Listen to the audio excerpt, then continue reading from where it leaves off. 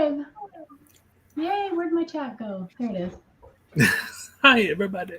Hello, everybody. Welcome. We have one more. Next Monday is our last one of the month. Oh, I have something to show, though. We're going to be giving something away next Monday, you guys. So hang on. Something cool. I got a box. I got a box of books. So we're going to be giving one of these away next Monday. Yay! Really the new Nose Picker's Guide. The new Nose Picker's Guide. So make sure you guys show up next Monday. I have 3 copies. So I thought I ordered 5, but I guess I only ordered 4. So one's for me, and then we'll be giving the other ones away. So I have 3 copies that will be given away, but only one next Monday. So stay tuned. Hi, everybody. Shannon. What's up, Hiram, David, Ant, Mr. Ed? I was just going to say, you want to say hi to everybody? Iraq. Thank you, we have a bunch of people. Snoopy Doo's in here. Eric, Valerie, Chris, 007, Rico, Phoenix Van Life.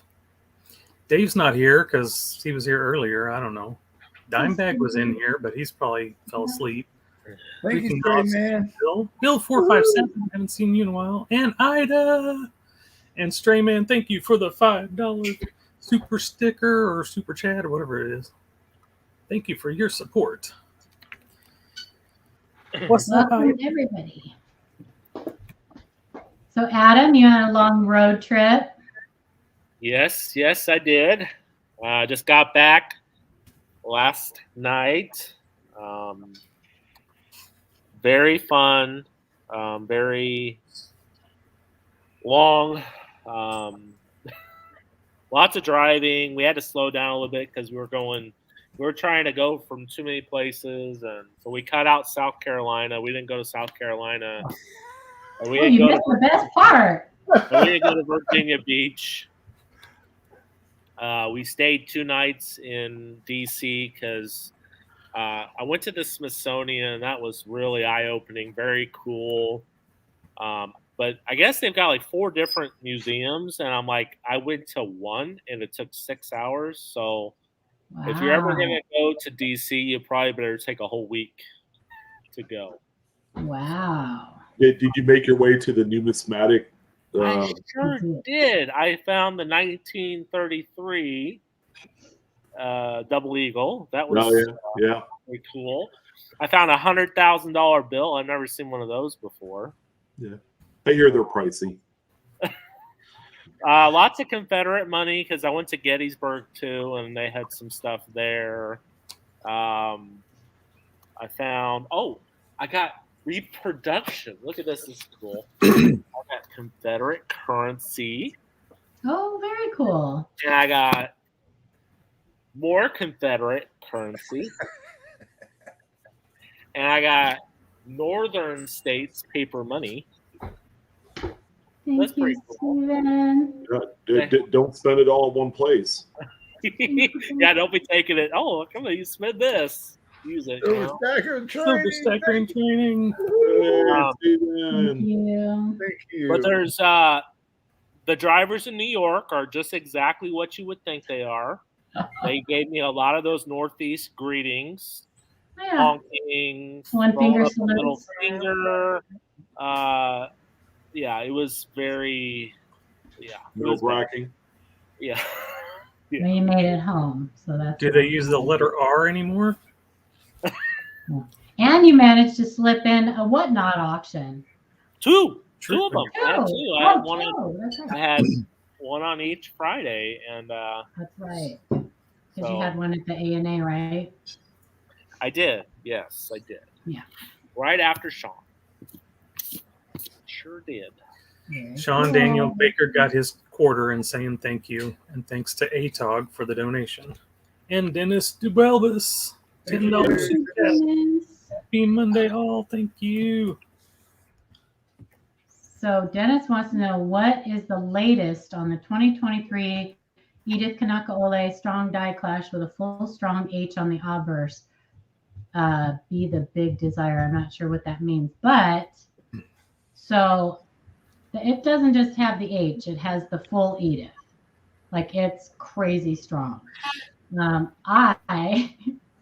You can still buy bags. Do you know you can still buy Edith Kanaka Ole bags, P-Mint bags from the Mint? Because Really? I didn't know that, but I ordered one. Because Is I that want where that to was look. found? Huh? Was that where that was found, or do we know? I Out don't of a know. bag? I don't know. I don't know where it was found. I did find a bunch of the minor, the weaker ones in that first bag that I got. Right. So I don't know. Just fun to look. But what's the latest on it? It's a great die clash. I don't know what you mean by what's the latest. It's a very strong die clash. It does have the clash on the reverse, and several of mine have the clash on the reverse. Just a little bit. Yeah. Yeah, the major die clash that was featured, I think, didn't Ken Potter write an article on Ken wrote it the up, yeah. Numismatic News? Yeah. Mm-hmm. So that particular version of it, there haven't been too many of them, if any. Mm-mm. Yeah, that's a huge one. I think they caught that one early. I think that they may have polished it away because we do see a lot of those with heavy polishing marks in that area. So, Iraq veteran, I'm not so sure. It's not a lot. I know they did more of the Pennsylvania, the Virginia ones. So there's not a whole lot of them. Adam, you see Mark's comment? Sorry, let me look. Yep. He also dabbles in the paranormal. Do you have a Frank's box? Ghost hunter / coin currency or special type? I did not, but that was another thing. I did the ghost walk in Gettysburg that night. Oh, yeah? Oh, my God. It was insane. It was like we had dowsing rods, and they kept going crazy. We were talking to a slave that was hung there in the trees. Confederate soldiers, Union soldiers, all kinds of communication. It was insane. It was totally cool. That's so sad. he has very active site, huh? For obvious He reasons. has seen the Philly rides. Sorry, go ahead. What? What'd you say, Sean? Very active site, obviously. Yes. Yeah. They said the part that we were standing in, that was like one of the most concentrated, I guess, killings of all the soldiers because they were all, meeting at that one spot. Well, yeah, that's crazy. You know where another active site is where it was really like deadly and bloody was was it Burnside Bridge, the Battle of Antietam? Yes. That one. Yeah, I heard that one's pretty crazy too. Totally worth it. If you ever go to the Northeast, go there. Go to Gettysburg. It is awesome. Awesome. So Ken has seen the Sally rides. The Sally rides are nowhere near as dramatic as that die clash. That die clash is super, super strong. Well, the Sally rides had their moment, and now they don't have their moment. No, this one though will. When's the new quarter come out? Huh? When's the next one come out? Pretty soon, right? Well, the Jovita Idar, whatever it's called, already came out a few days ago. The next one comes out in like a month and a half, or a month, somewhere around there. The lots of clashes on Chief or whatever it is. That's the last one of the year, I suppose. I didn't even see any clashes with Roosevelt. You mean on the Dimes, Aunt? You mean on the Dime, Aunt? Or you mean on the Eleanor? You mean on the Eleanor quarter? I have not heard anything about any die clashes on the Eleanor. It's a very busy coin. And very quiet. I haven't heard anything on the Roosevelt. No, I haven't heard anything on that. I like to call it the George Bush quarter because I think she looks like George Bush. I don't think it's a very flattering. I don't think they did a very, very good job on that. It's my least favorite, I think, out I of all like, of I them. like the current one that's out, the Jovita, because I cannot. all of the motto and all that is designed into her blouse top. It's Mhm. actually really cool, and you have all this empty room around her. And then It's- only it's- her name is incused, right? Yeah, Only Yeah, her it name is. is incused. Yeah, I like it. I think it's stunning. I think people either love it or they hate it. So I can't Yeah. wait to get it. I can't wait The to see it. series, the series as a whole has pulled down a little bit, but I still like it. I still like the series. Crispy. Okay, that's probably true. Probably true. What's that good old saying? Lipstick on a pig. You know, they at the Smithsonian they did one for first ladies, and they had all their dresses and everything that they wore. And some of those dresses are god awful. I'm like, I cannot believe people were wearing that stuff back then. We wore like parachute pants, shoulder pads. Fanny packs. Come on. What? White pants.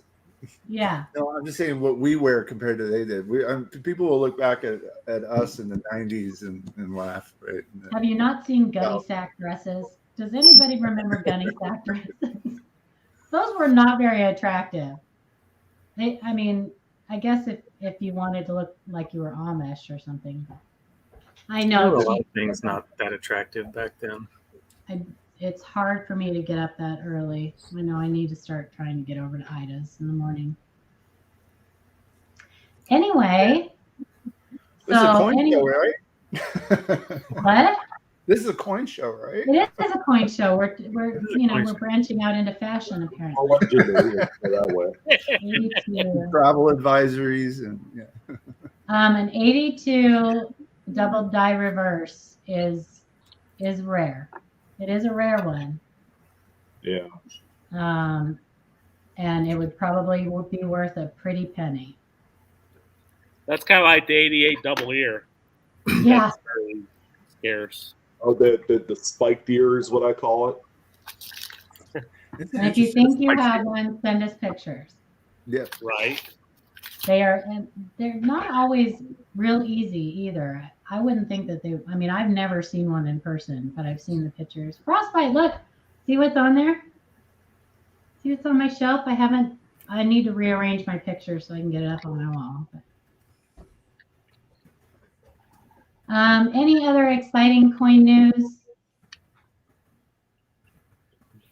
Don't buy any Roosevelt dimes with glue on them. That was the talk of the town today. Did everybody see that? I think all the stimulating coin news was like 2 weeks ago. Yeah, it's kind of calmed down though. Yeah. The kids are heading back to school right about now. Yes, they are. Yeah. Next week. It'll be quiet at Paula's house, is what you're Well, saying. I'm down 2. There's still 2, the little ones, but 2 down. 2 down. 2 to go. Oh, boy. That'll be fun. I liked your short about the 2022 D graded Lincoln sent today, Sean. That was nice. Yeah, wasn't that stupid? If I hear one more thing about the extra V, Oh yeah. please. Darn it, I Hey, forgot to grab can we rolls. I just- didn't get no rolls. I meant to. Indigon. I know that extra V is on everybody's mind right now, and I know people are paying good money for them, and if you find them, great. Just like everything else, I'm gonna say it, and I probably shouldn't say it. If you want to sell it, do it now. Yeah, So they're down to like $40 now. So PCGS is grading them now, and they're putting the Yeah. extra V Yeah, on. yeah, grading is where it's at right now with those things. That's not gonna work. The actual Everybody raw knows. coins, you could care less about them. Everybody knows my opinion on that. I think it's irresponsible of the grading companies to be doing that. I think they're doing it because it's a moneymaker for them. Anyway, that's my 2 cents. Oh, yeah. I did talk about that yesterday, but I might as well bring it up again. Yeah, there is a kind of a bit of exciting news, if you call it exciting. So the first example of the 2023 Peace Dollar, the director strike, where the Mint directors. Yeah, they sold that at the A&A, didn't they? They were selling 10 a day, I think, or 5 a day. I can't remember how many. At the A&A, right? Yeah, they were giving. So, anyways, there was 200 total that were signed. Right. So, serial number 197 out of 200 sold last night on GreatCollections. PCGS even slabbed the certificate, the COA, and the congrats card. It sold for $5,800. So it's like an instant win lottery ticket. If you saw one of those in your box from the Mint, or if you won one at the A&A, that was like easy cash right there. Wow. That's crazy. It's crazy. But there you go. I didn't get one. So the bar's been set. $800. Hey, and I can imagine that like numbers like 1 through 10 out of 200 probably would sell pretty good. The number 69 out of 200, that's like a meme these days. Things like that probably would sell for a pretty good premium. Mark B saying it's not exciting, but he found a DDR-001 2014 P Jefferson and a DDR-001 2021 D Shield, and happy that he's at least finding minor varieties. Yeah, why isn't that exciting? That's exciting. It's very exciting. I mean, somewhere in the window or the doorway or something. Nice little class 9. That's exciting. Yeah. I bet you were excited when you found it. That's the kind of stuff that keeps people in the hobby. That's really exciting. Come on. Absolutely. Michael, yeah, it was graded. Indigon, I think what they do now is they go off the packing slip. So if you open the box, it's fine as long as you have the packing slip that came with it, because then they can look at the date on that and know when they mailed that out to you. So that's what they go off now. Yeah, because obviously, the cap is 25 coins, right, when they were selling it. So if you order 25 and you didn't want to grade all of them, then as long as you had the packing slip and one example of the 25 that you wanted to grade, then that works just as well. So, yeah, my I think it's my Morgan dollar has a tiny little strike through, but I'm okay with that. It's not a big deal. Is it the proof one? Yeah. Yeah. Yeah, it's teeny tiny. So. I guess there wouldn't be a way for them to verify that Indigon. I mean, because the COA is completely separate from the coin. So you could technically take that COA and put it in any of your any of the boxes. I guess they wouldn't. And besides, how many you order dictates your odds. Like I had calculated the odds of getting one of those, and it was like 1 in 1,350 shot. So the more that you ordered, if you maxed out your allocation at 25, you have way better odds of scoring one of those congrats tickets.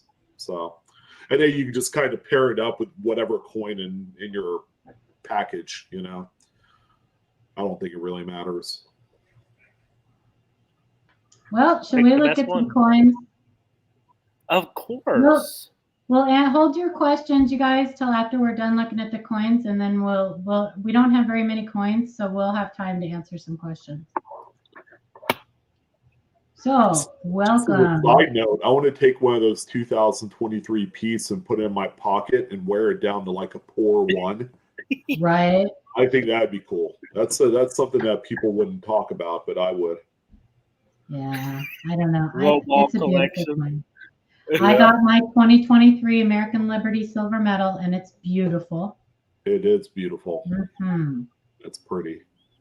So, all right. Welcome to, oh, nice, Chief. Welcome to Live Coin Q&A for August 21st, 2023. Oh my gosh, it's almost fall. And Adam, you're up. Mystery variety from Thomas. I recently cherry-picked a whale at a yard sale. It was in a collection lot that I purchased half blind.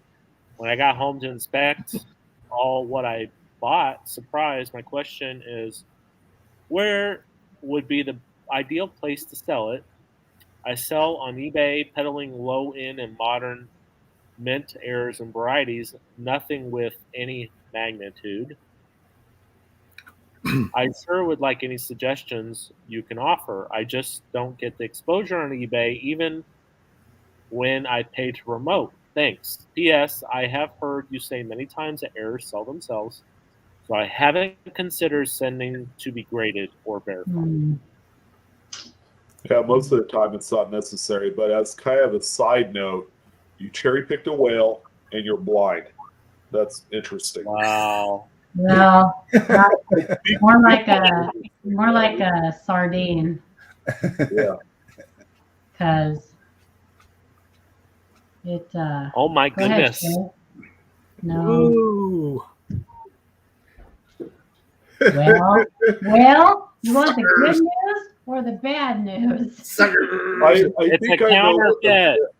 I know what the bad news is, because I'm like, isn't the ribbon supposed to be doubled Yeah. and the feathers, yeah. And the feathers, and the Chin. nose, and the chin, Yeah. and Mhm. all that stuff's not there. But the big jump in your face, doubling on the date is there, but it's even wrong. So Well, if you look at the whole coin, it just looks wrong. Yeah. It At just first, looks- I was like, oh, so someone nickedated the whole coin, which people have done. But I don't see, yeah, and the doubling isn't as robust on the first three numbers of the date. So, The doubling is wrong. Yeah. yeah. Ugh. That was a heartbreaker. That Shay answered that one, thank God. You don't have to be the bad guy. I know. But look, folks, when you think you might have a coin that's somewhere in the range of, I don't know, $10,000 or more, up to $100,000, $130,000, you're not going to get to buy it on Etsy for $100. All right, just don't fall for it. And so, and I'm not saying he did. I'm just giving you a general warning. We've gotten 5 emails this week from people that have bought something online or asked us, or is this fake? And yes, it's fake. You don't, Did he mention how much he paid for this whale? No. No. No, but he got it at a yard sale, right? Yeah. And he said it was part of a lot, right? Yeah. So he found it in there. Yeah. A lot of other coins like this. Well, he didn't say that, but. And if you do buy collections like that, maybe you buy them at whatever, you are going to find stuff like this. People have spent money on this their entire lives, and you'll find it in their collections. So. Yeah. But this could happen to anybody. So, I mean, at least he knew like what he was looking at, or you know what I mean? Yeah, it wasn't right. Right. Yeah. Sometimes you got to look. I mean, you definitely have to look at the whole coin. The first thing I noticed was the pitting all over the coin. Yes. Yeah. Yeah. All right, we got 1938 triple S RPM from William M. Hello, I was coin roll hunting the other day when I came across what I believe is the WRPM 002 triple S variety. I'm wondering if I should send it into PCGS or if I should keep it listed in my store on eBay. Don't need an exact answer. I'm just weighing my pros and cons, and also wondering if it is rare or unique enough to actually send in for grading and attribution. Not a bad looking coin. Cool. Nice Not at all. brown. It's like, like an XF45 AU50. Yeah. Nice and you know, brown. This Some variety, unfortunately, is just not very valuable. It's very common. I would Yeah, not which grade is this crazy. coin. Listen. Huh? I said, which is crazy. Yeah, it's a beautiful variety. Mhm. But the problem is they're just so common, and high grade examples only sell for like like if you get a 66, it's only like $100 coin, and that's a 66 Wow. red. So it's not a crazy expensive variety. So therefore, I would just keep it on your eBay store and sell it like it is. And I would not expect more than $15, to be honest. Sorry. Or you can hang on to it and I'll give you 20. Paula Okay. does not have this one. Don't do that, Paula. I don't have this one. We're gonna have a dozen emails this week. People trying to sell us their coins. Yeah, we don't do that. We don't do that. Sorry. We hear Paula pays 25% over what everybody else does. Sure. I'm all in. Paula's cheap. That is a really nice variety, though. Yeah, it is cool. It is fantastic. I always kind of the mint mark, the S mint mark on these coins is always like super high, and Yeah. so it's just a They're weird like mint mark. tattooed right off the coin. It's crazy. Yeah. Yeah. Yeah, it's a weird Eric, mark. sorry to hear about your run of luck on that 14D. That is a common thing. Added mid marks and shaving down to 44D Lincoln, so that way it looks like a 14. Two of the most common ways that those are manipulated. There are, you can find it online too, the positions. There are a certain amount with the 1909S, 1909 SVDB, the 14D. There are only a number Four, right? of For 14D, positions. is Four, it I four think. pairs? I think Is that four right? on the 14D. Okay. Yeah, I can go look, but And they're all distinct. If you're going to get into those key dates, you got to know mid-mark positions and styles. It's almost a necessity. And I have yet to see a counterfeit that has the right mint mark position. I just have not. I haven't seen one. So, hi Bethany and my daughter A&B McGee. What's up, Bethany? It's your turn, Animal. Oh, my turn? Or Shanoramic. Yeah, Shanoramic tonight. 1960D Lincoln Cents from Brian S. Hello, Adam suggested I send the attached pictures. Please let me know what you think. So this is pretty interesting. I think you take some good pictures. Yeah, he takes great pictures. We have had people who have sent in great pictures. So this is very interesting. I believe that this is what's called galling. I think that's how you say it, galling. I suppose it could also be from like something that happened during when they wrapped the roll or something like that, some type of post-mint damage. But this is Ken Potter's explanation for this. And if you look at this, they're all very symmetrical. They're all really the same, which fits to me in the description of galling. So this is Ken Potter's, and you can see on his picture, it's very, very, very similar. It's not something that you see a lot of. So he says, this Giggles Arcade token exhibits strong galling on the edge. Galling is most often seen on aluminum and stainless steel, but can also be seen to a lesser effect on the edge of Lincoln cents, Jefferson nickels, and golden dollars. Galling is a form of wear caused by adhesion between sliding surfaces. When a material galls, some of it is pulled with the contracting surface, especially if there's a large amount of force compressing the surfaces together. So this happens between the coin and the collar.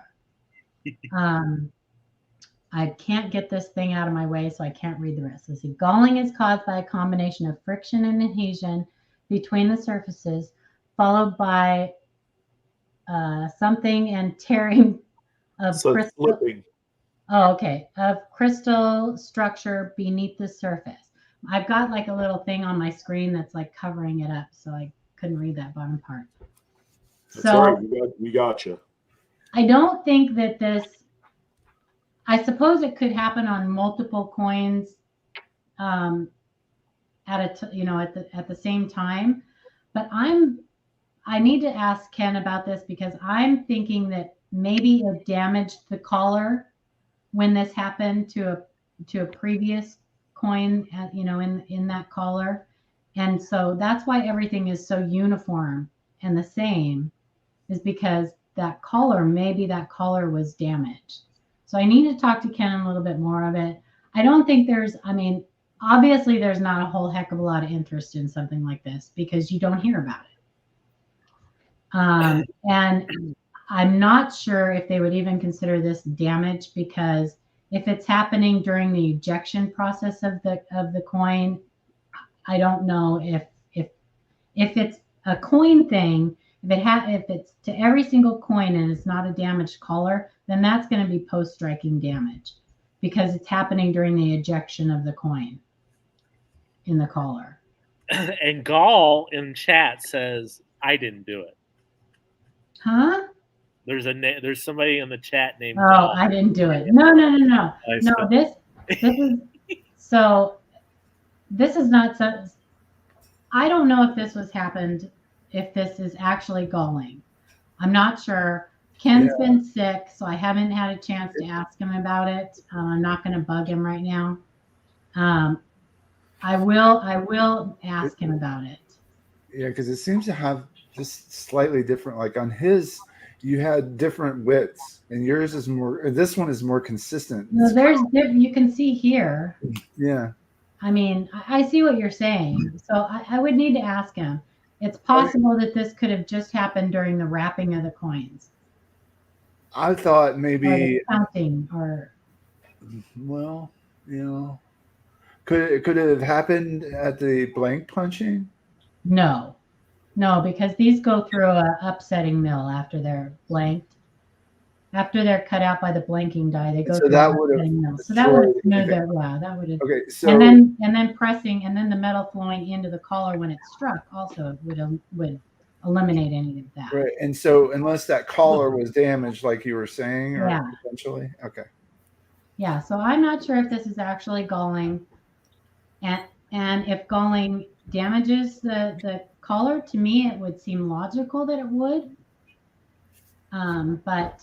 Or if this is some type of coin rolling thing or something like that. So I will follow up with Ken when he's feeling better and try to get back to you guys on it. But that's the closest thing that we could come to, is that galling on coins. Were those all in a single roll, like fresh from a bag? Okay.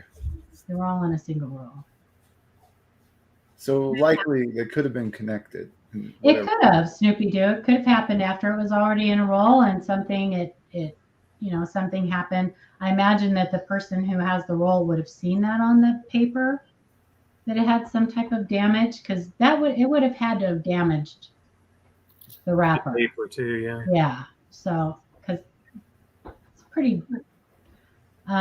And no, I don't think it's pliers either, because there's no change in the circumference or the diameter of the coin. Nothing that tells me that it was pliers or something like that. So anyway, so we'll get back to it. It's kind of a neat thing. You guys learned something new about galling. Yeah. Yeah. Never heard of it. Thank you. Yeah. Okay, from Ant2242. Hello, I believe I found a 1878 S VAM 5 with deceptive whizzing. The edges of the date, stars, and some of the letters of EPU appear to have odd wear, for lack of a better term, because I'm pretty sure it is. Mm-hmm. Also, is the VAM 5 a class 4? It's a nice coin. This is pretty cool. It's a nice coin. Mm-hmm. Yeah, and when I was... all the doubling looks like it's to the east. Yeah, so, like the southeast. No, southwest. No, southeast. Yeah, southeast. Yeah. No, northeast. Southwest. No? I think it's shifted to the east. So you get it on top, like on top, Yeah. on the left side of the eye in Liberty and the bottom. So that would have to be moving the when To the yeah. And all the and it's on the face as well as Mhm. the inside of the date. I don't know what that picture is. Uh, But on the date, you can see it for sure. A couple of markers. Yeah, when you get Yeah. up closer, you'll see it. You can just kind of see on the 8 there on the right. Inside of the 8 there, and then there's a little bit on the front of the 7. And top, and on the inside of the 8. Mm-hmm.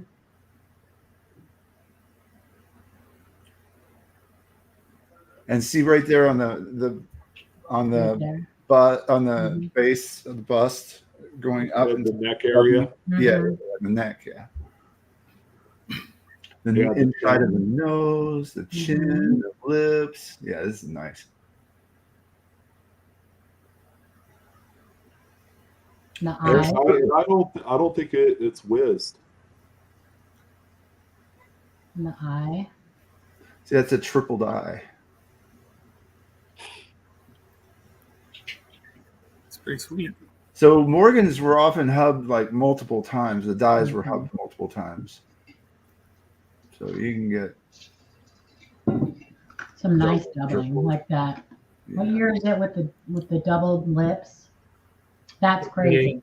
The hot lips. 88.0. Is it 88.0? Is that it? Yeah, that hot lips is amazing. So he's asking the date and the stars aren't whizzed? Hang on a second. I want to get through the pictures. Hang on. Are you asking because of the shininess on the top? Tops of them? You want to look at the full coin shot? Yeah. Kind of hard to tell. I think he was also referring to the shading on the coin. Oh, he says no, the dullness. The dullness. Like lack of luster on those devices.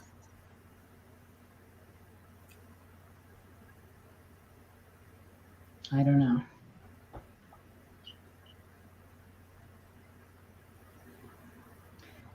I don't know.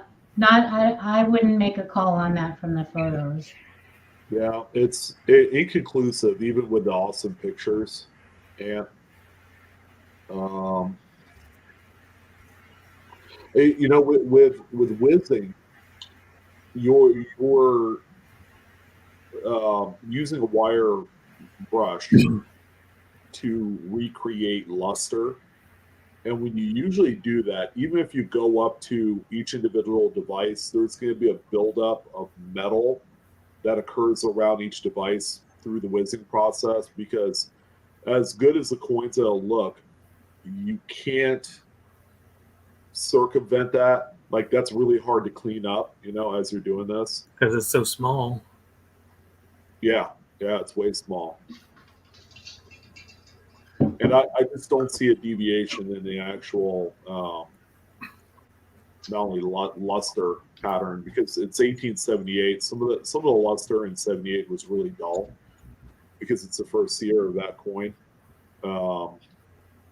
I've alluded before that it's very trade dollar like, because the trade dollar has kind of suffered from that kind of muted luster that really does not impress anyone. So.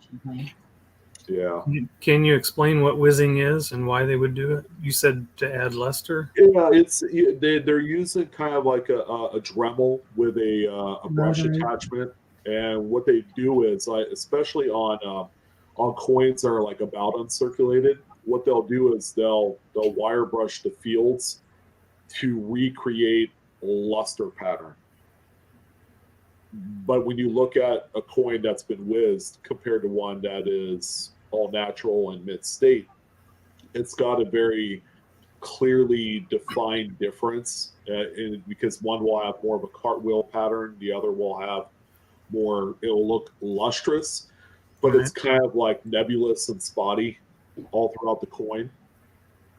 Okay. It's not going to have that flashy cartwheel Yeah, as you I normally was just gonna associate ask with him. one that was just freshly struck.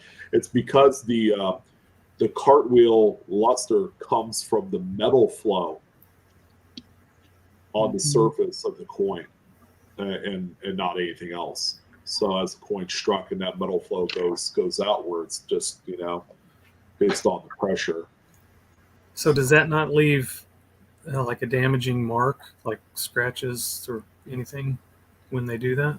If done correctly, it'll fool you.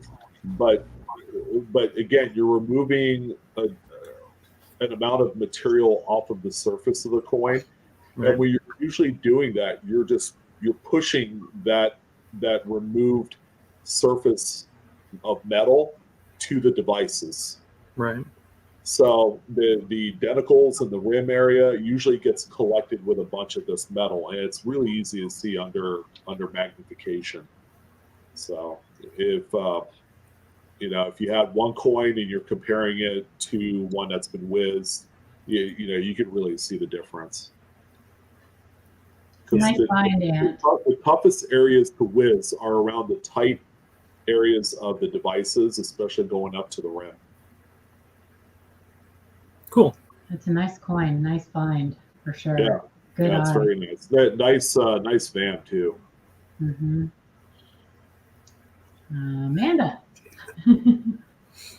2021 quarter reverse die clash from Paul S. I came across this crossing the Delaware quarter with a pretty good reverse die clash. I don't search quarters that often, so I'm not too good with all the errors that are out there. Can I please get your thoughts on this obverse mark? Appears to be a die chip, but it just looks a little too clean. Could this be from the lettering on the reverse? Also, I have heard about the mint mark being present on the reverse caused by a die clash. Not sure what that is supposed to look like and wondering if this mark could be that as well. So this is a pretty common die clash. I know Shay talked to him a little bit more about the other anomalies on the coin.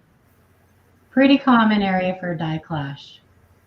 We see Is this. that simply just the clash of the obverse George Washington's neck area? Yeah, his neck. Mm-hmm. Mm-hmm. And then sometimes you see it also on the front of Washington's neck. You'll see a clash, and right at the back of the ponytail.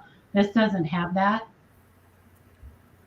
but this is a really common one. And these were found right away after these came out too. See where his chin is? That's right on the obverse. That's right under his neck. Yeah, that's right under his neck.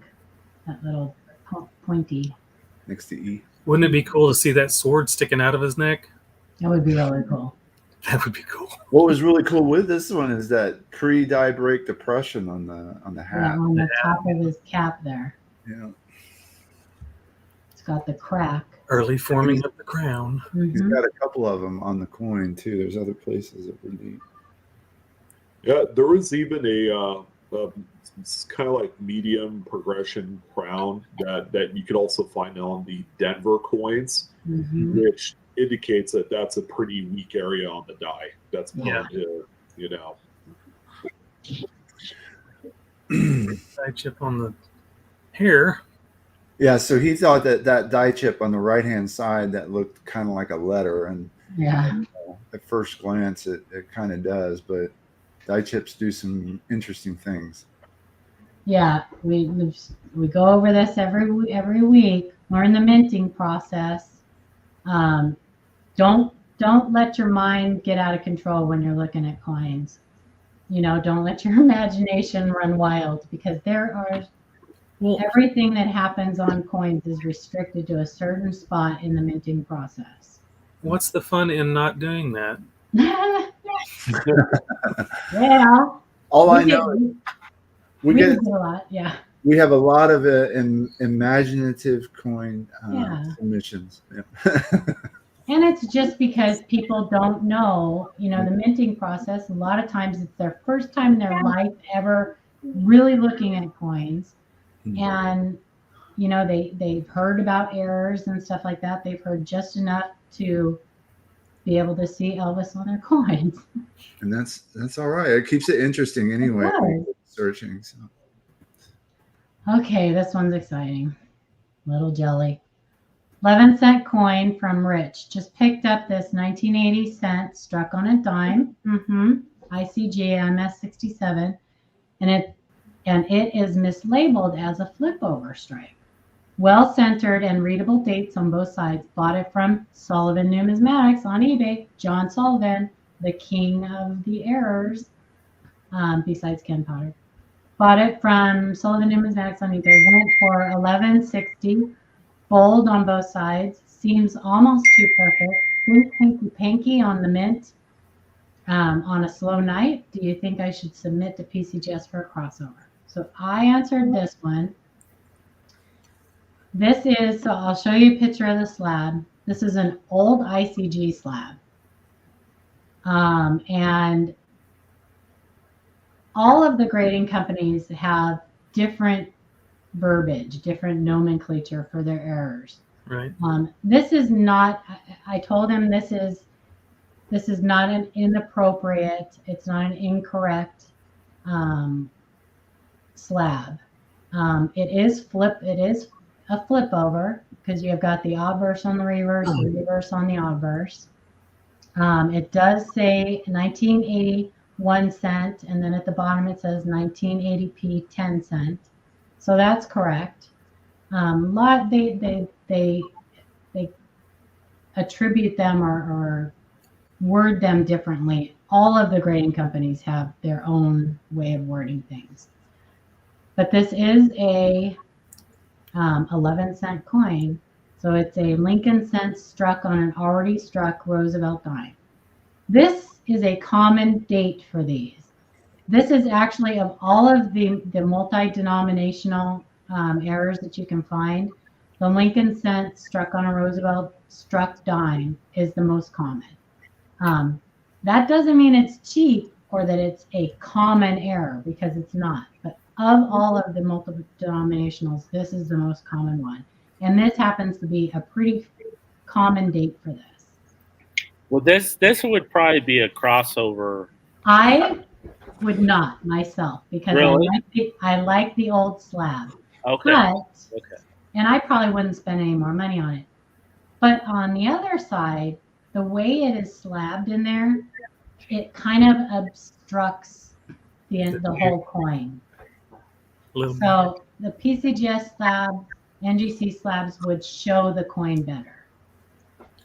How about one of those new CAC slabs that's solid, clear, whatever? Yeah. Those do not, I'm mad at those. They do not fit in these PCGS. No, they don't. I know. That was the first thing I asked Sean. Do those fit in the PCGS boxes? Nope. They don't, because they're thick. But ultimately, it's up to this coin would sell, even if it was raw, it would sell. Having it in a slab is good because it verifies the authenticity. This does not happen because of shenanigans. It doesn't. So at the mint, they put when the struck cents, when they're done being struck or whatever, they just go in these big bins, or the struck dimes. They go in these big bins. Well, they use those bins in multiple areas of the mint. They use them for the blanks after they're blanked. They use them for the planchets when they're done going through the upsetting mill. They're used in several areas. So sometimes one gets stuck in the folds or whatever of the bags. And then when they're going through into another area, they just go into with the other coins. So this was this was an already struck dime. It got stuck in the bag. The planchets that were ready to be struck, were thrown in there, and then, we're thrown in there, and then it was fed into where Lincoln cents were supposed to be struck, and it made its way into the striking chamber. So this probably has no reading because it's a smaller coin than Lincoln cent. So as it was struck, it expanded in that collar, probably obliterated all the reading that was on there. So this happens.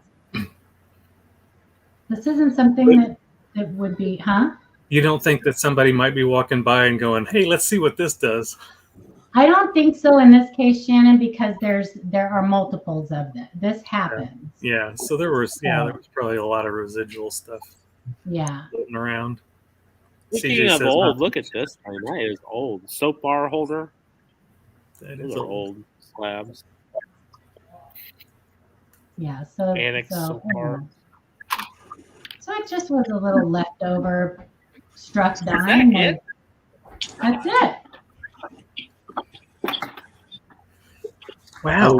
I was a dream destroyer again. That's an awesome error, and you bought it from an awesome guy. And obviously John Sullivan didn't think that it needed to be crossed over. He left it in the ICG slab. So he probably thought it didn't need to be slabbed to begin with. Well, probably not. Well, he probably shared the same sentiment as you, Paula, just like, oh, they screwed up. It'd be cool to just leave it in there. Mm-hmm. Right. Yeah. So they would just call that a multi or a double denomination. 1980. Yeah, double denomination. 1980 Lincoln cents struck on a 1980 struck dime. So. Yeah, they had a number of them that popped up in 79 also. 79 and 80. Mm-hmm. Yeah. Look at Jason Honeycutt. He sold a 68 cap die reverse on eBay to Mike Diamond yesterday. Nice. That's awesome.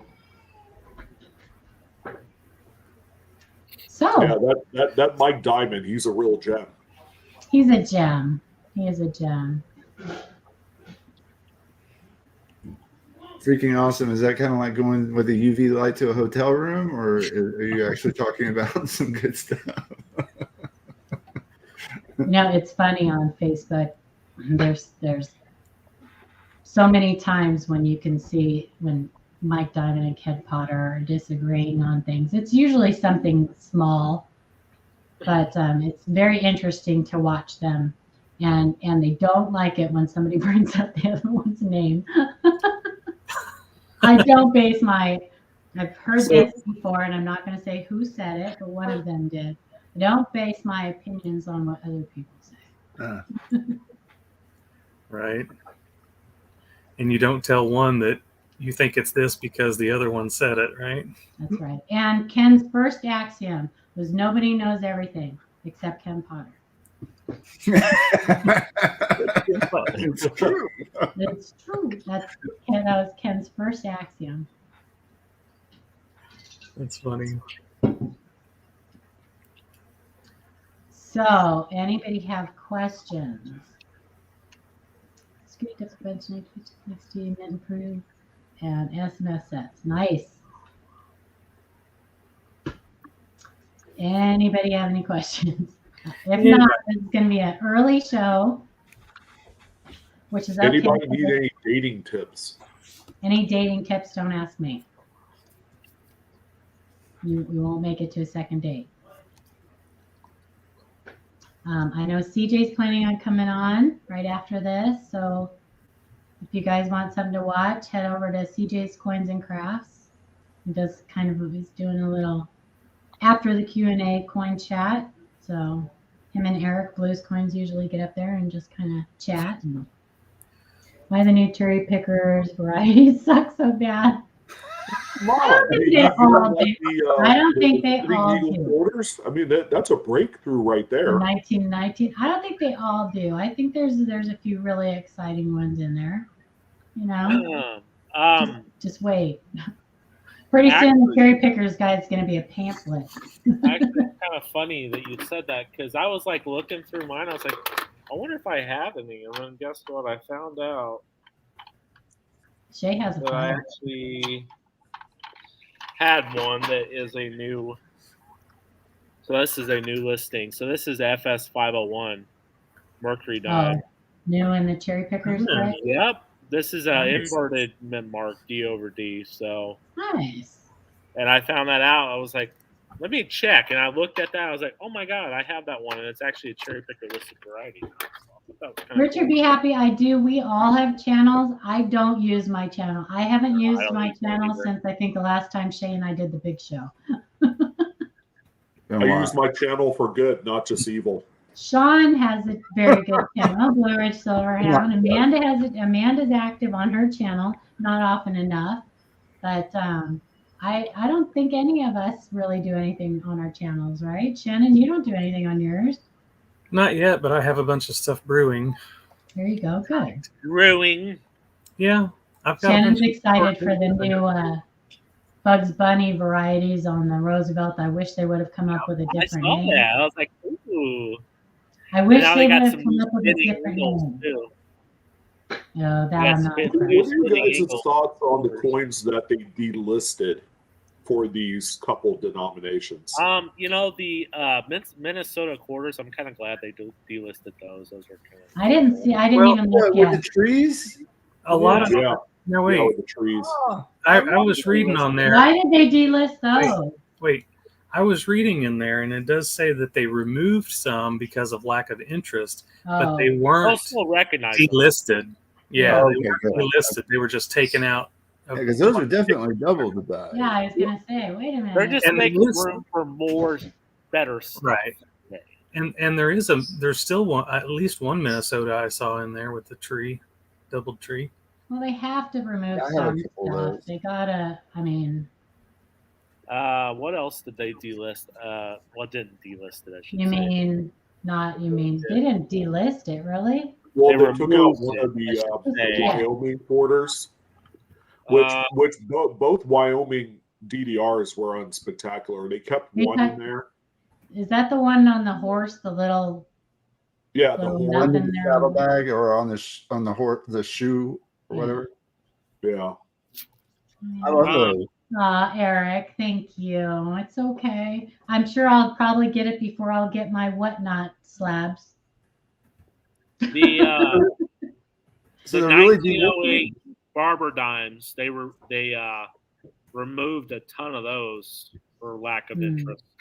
Okay, so just lack of interest. They're not Yeah. putting up. Okay, Yeah, Yeah. they're not, they're still cherry Alright, pickers. alright. They're still recognizing them. They're just removed them out of the guide to make room for some other stuff. right. I guess. So you can still use the FS They, number.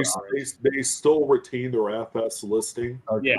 Yeah. which means you Yeah. can still send them to like PCGS and they'll attribute it for you. So, Mark, that's a good question. Without seeing what you're talking about, I'm just going to go off by what we see all the time and what is known. On a lot of those scents, you'll find uniform stripes on those scents. Wood grain coins, improperly, improper alloy mix scents, that the woodies, the stripes and everything on them won't be uniform. The stripes that you see on 70s and 80s scents are from dirty rollers. That's the theory. They don't know like 100% that that's what causes it, but it's from dirty rollers. And it's not the same as an improper alloy mix. Strayman said, bought a small silver collection. In it was an 1849 braided hair scent. Do we know anything about these? I don't. They were minted in 1834.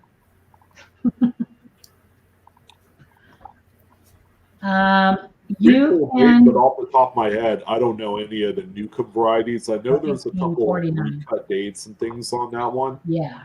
It's a cool date. I like it. They're not particularly rare.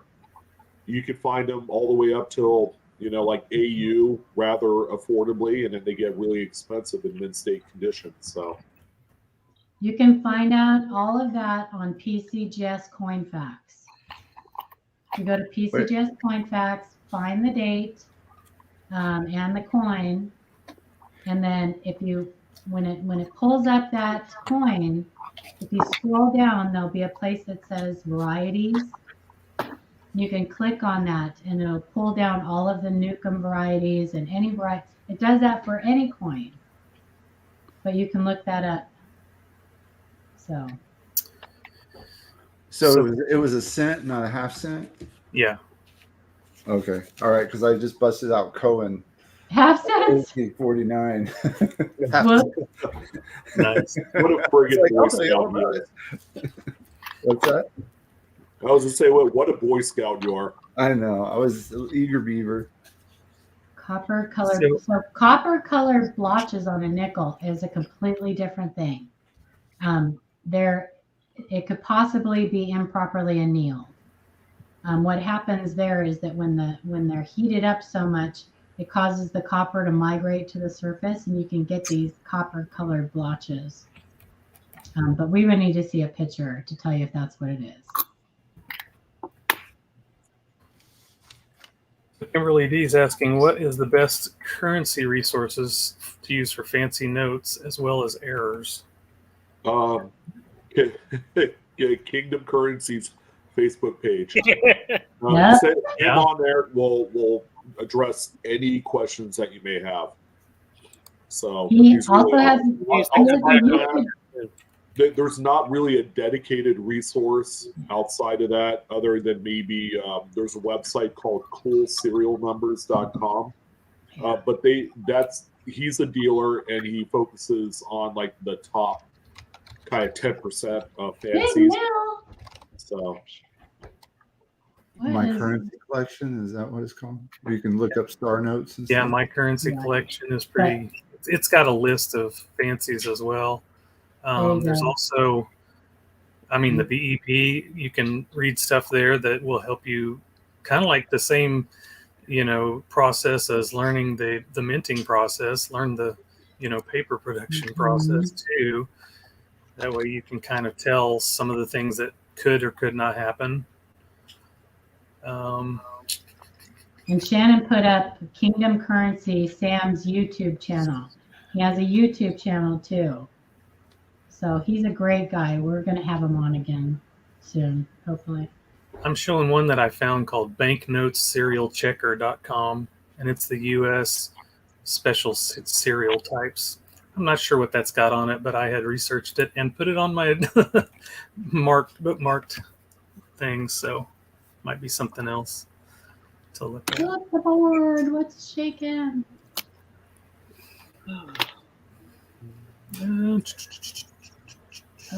What's up, big dude? The coolest factor feature on my currency collection can be a little fool's gold, because people will take that and they'll screenshot their serial number and try and use the coolness factor screenshot on like eBay and stuff. It's unrealistic. So just be careful using that. Freaking Awesome has a Jenny serial number. Jenny. 67530. That's awesome. That's awesome. Got a seven of kind sevens. That's a big one. Hey, Mark, there you go. I guess that's one way of doing it, right? Would copper-colored blotches on a nickel be a bad alloy mix? Chris is asking. Yeah, I answered that. Oh, did you? I'm sorry. I'm catching. It's okay. Improperly annealed is what would cause copper blotches on a nickel. But just because you have copper-looking blotches on your nickel doesn't mean that you have an improperly annealed nickel. What? Shay, you're muted. Look for luster as well. Yes. Yeah. If you don't have any luster, then it's probably not. Environmental contamination. Yeah, lots of things can cause nickels to turn colors and coins, period. So. Yeah, fingerprint can do that too. Yeah. True. Well. All right. I think we should wrap it up. Thanks for coming, everybody. It's great seeing everybody. Don't forget, if you're not a member of the ANA, you should be. If you're not a member of CONECA, you should be. If you join either one of those clubs, mention that the Live Coin Q&A sent you.